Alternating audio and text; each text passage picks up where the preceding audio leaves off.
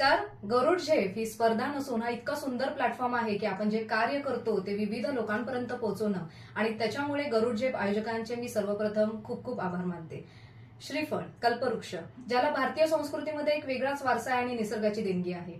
आपल्या भारतीय संस्कृतीमध्ये कोणत्याही शुभ कार्याची सुरुवात ही श्रीफळाने होते आणि आपण बघता श्रीफळाचे फक्त खोबरे घेतले जाते आणि नारळाच्या करवंट्या मात्र वाया केल्या जातात. आणि ह्याच गोष्टींवर आम्ही काम केलं आणि नारळाच्या करवंटीला पुन्हा दुसरं आयुष्य द्यायचं ठरवलं.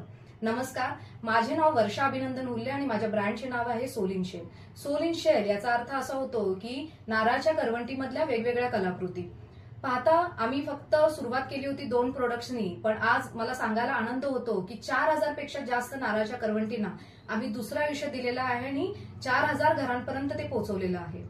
दुसरी गोष्ट म्हणजे माझा थोडक्यात अनुभव, माझा थोडक्यात प्रवास सांगायचा म्हणजे माझं सासवड सारख्या ठिकाणी माझं बालपण गेलं आणि कोल्हापूरमध्ये माझं एन्व्हायरमेंट इंजिनिअरिंग झालं. त्याच्यानंतर 15 वर्षाचा प्रदीर्घ असा अनुभव वेगवेगळ्या क्षेत्रांमध्ये वेगवेगळ्या कंपनीजमध्ये मी घेतल्यानंतर नुकतंच 1.5 वर्षापूर्वी सिम्बायोसिस इन्स्टिट्यूट मधून मी एंटरप्रिनरशिप प्रोग्राम केला आणि सोल इन शेल या ब्रँडचा उगम झाला.